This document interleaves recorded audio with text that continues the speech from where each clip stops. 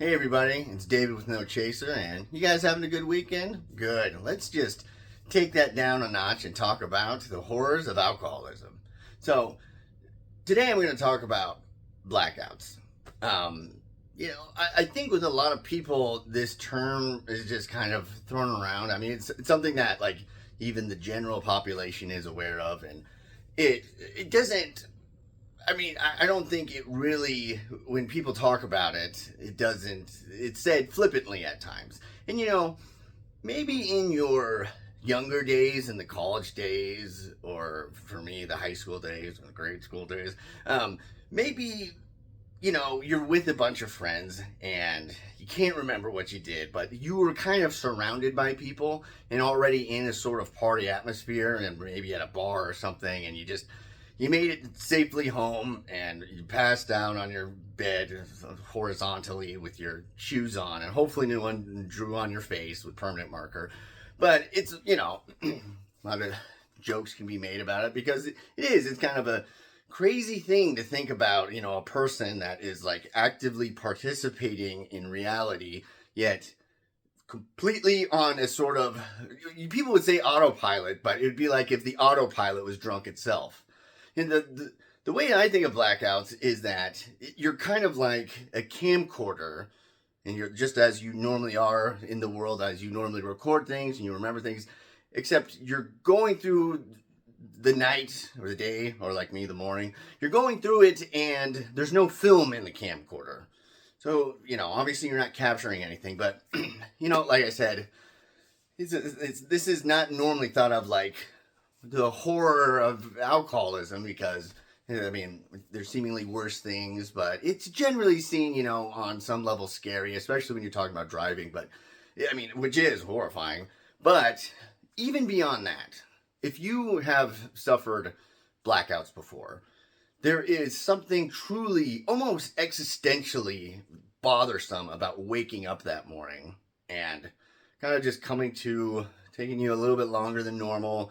And then you start to realize, that realization sets in, that you're trying to just come up with the last thing that you remember. And everything is like all jumbled. You may remember just something, like just a splinter of a moment for a couple of hours, and you don't remember the rest of it, or just everything is, and there's this sort of, like, I remember sometimes I'd wake up and I'd kind of just sit there and I would look around, kind of like pat myself down, check for the stuff I have. Okay, did I lose anything? And then there's the phone. And you're like, oh, I look at it like it's some like Book of the Dead, where I do not want to look into it, because the worst thing you could see is, like, on your phone where you scroll down when it's not like fully on, and you could just see the preview of text. And if you just see one with like your name in all caps, or like, what the were you doing? And you're like, I'm turning off the phone. Never gonna look at it. I'm breaking the phone. I'll go to Verizon next week and get a new phone. I don't want to look at it. And I say this in a jokey way, but one of the points I'm making is, especially if you've gone through them a lot, as alcoholics do, it really is like a deeply bothersome experience. I mean, not only for, there's been plenty of times where I've had this sort of relief that, okay, well, as far as I'm concerned, nothing happened. Good, nothing happened.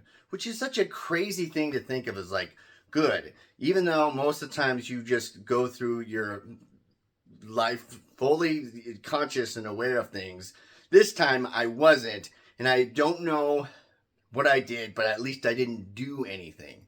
And what's scary is that people could tell you that you did something and you would have no recourse to, like, the idea that someone could tell you did something and you don't believe it, but you also can't really argue it.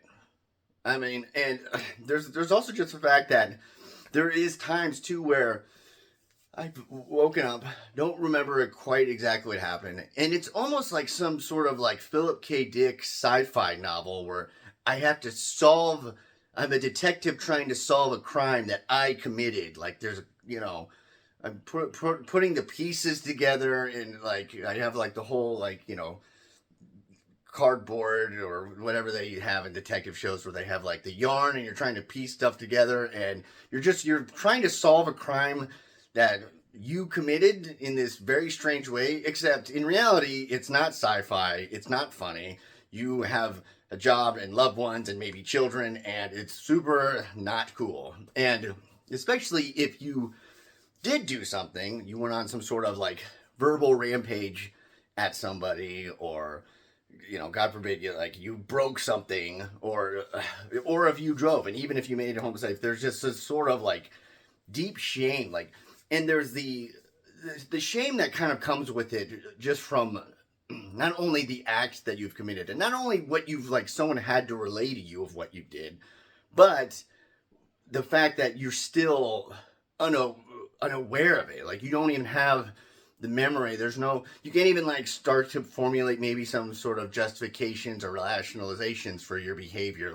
Sometimes we do to give us some sort of grace when we're human and flawed and do stupid things. You can't even really do that because there's no imagery or anything you could put together, or there's no mindset you could think of or anything. It's just fully blank. And that blankness, just to not, I think about it this way, where there have been times, and it's actually usually when I've been drinking, but not in a blackout or anything, but there's times sharing a bed with significant other, and I would be talking loud, or I'd be kind of like a dog, kicking in my sleep, and I really annoyed them. I've woke them up multiple times, and let's say that wasn't even related to drinking. This happened a few times before, but there's still a part of you that, obviously I didn't mean to, but you or at least I would still feel bad. I'd be like, I'm sorry, I was rambling or arguing with my coach from 6th grade basketball team, even though I'm 27 now, but I was saying crazy stuff in my dream, or I was kicking or just moving around or sleepwalking and knocking into stuff. I'm sorry. And even then, even though there's no sort of moral relevance to it, you just weren't under control, and you were not under control naturally, so to speak. And even that has a taste of sort of regret, or just feel bad about it, embarrassment. Imagine that, except you're doing maybe worse stuff. Like I said, maybe you just got really angry when you were drunk and started just hurling sort of just meanness, or you were just really unstable and you were just kind of ruining the party or the get together or or work at 7 p.m. This is totally hypothetical, not a thing that happened to me. But you did these sort of kind of terrible, or just really irritating, or maybe in some cases deeply, dare I say, sinful, immoral things. And this time, though, it wasn't just, a sort of a natural occurrence of sleepwalking. It wasn't a natural sort of things where you can go I'm sorry. I mean, obviously, I clearly didn't mean to do it. And though, here's the funny thing. In your blackout, you still didn't mean to do it. But there is no shield of, okay, well, they're sleepwalking. It was annoying. But the person will get over it because you have the understanding that they know that you, it just kind of happened. It was not you. And with the blackout, though, you do get the full blame. Even in the same sense where you didn't mean to do what you did, it was as a cause of your drinking. It's you may have not known what bomb was at the end of this wick, but you lit the wick. And so even though you didn't know how big the explosion was going to be, or that there was even a bomb at the end of it, you still lit it. And look what you've done. Look what you've just, and again, you are just, oh my God, one of the worst experiences ever is seeing video of yourself when you're super, seeing a video of yourself that happened literally. And by the way, this not being able to put together memory stuff, this is not because it was years ago. It was, in a lot of cases, maybe just 6 hours ago, 8 tops. And you have a video of yourself that you're watching yourself being belligerent, or just on the ground, or just stumbling, knocking things over. And that's you 6 hours ago, and it might as well be AI, photoshopped or something. Like you don't have that memory. I mean, just imagine this in a normal scenario. You had an argument with somebody filmed it, and the next day you watched it when like you were totally sober. You could watch that argument and be like, man, I got heated or angry, but this was occurring and this, and you remember it. So I mean, and maybe there's reasons for it because you were like fully cognizant of what was going on in a way. Just imagine that if you've not gone through blackouts and have done things. Like imagine that, but you have the video is bringing a new experience and memory to you. There was a thing you did which normally you would have a memory of. You don't, and now the video is giving you that memory. I mean, it's just the worst. And the same thing happens if someone didn't do the thing of recording you and then showing you the next day. It's simply like text messages where again, these are text messages you may have sent out 4 hours ago. Okay? Just maybe like a football game that went into overtime or something. Like not that much time from it. And you're looking at something that you texted, you wrote, and you don't remember doing it. As if somebody, when you were sleeping, some evil goblin picked up your phone and was like, hey, let's ruin his life and his relationship.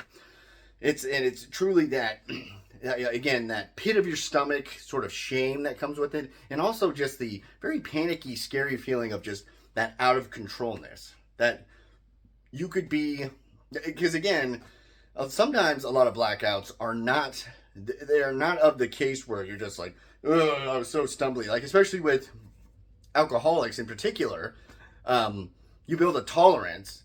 So you're not just like stumbling and knocking stuff over and take me to Taco Bell and then you kind of just pass out on the couch. Your tolerance builds. The brain still goes, we're lights out, we're taking the film out of the camera, but you're actively participating in stuff. You could have full-on conversations with people. Maybe like it's slurred a little bit, where you could just, like I said, maybe even be at work, or you could be at some sort of like function, not a party, not at a bar, but just fully participating in life, and you are not going to remember any of it. And you have to, in the next morning, get up, just hope and pray that the person who is you mere hours ago didn't screw something up. And that, again, that sort of shame that comes with it, the just deep fear that comes with being so out of control is, again, like, blackouts are bad, but in a certain way, if you are an alcoholic and you experience them a lot throughout your life, and again, the tolerance builds where you could be more active during a blackout, it's truly scary. Anyways, that's all I got. I have a podcast called Shoeless in South Dakota. Talk about some things like related to this addiction and struggles or mental health struggles, but a lot of other crazy stuff. I also have a book of poetry, as I talk about, kind of a degenerate I am. Anyways, I have a book of poetry called At Least the Pain is Cheap, where you can get on Amazon for $10. Let's say you don't have $10 to spend on poetry. I don't. If you email me, and I'll put the email in the description, if you email me at least the pain is cheap @gmail.com, I will send you a free PDF copy. Or no, just say, hey, I want it, send it to this email. Anyways, with all that funness, hopefully you don't black out this weekend. Have a good one.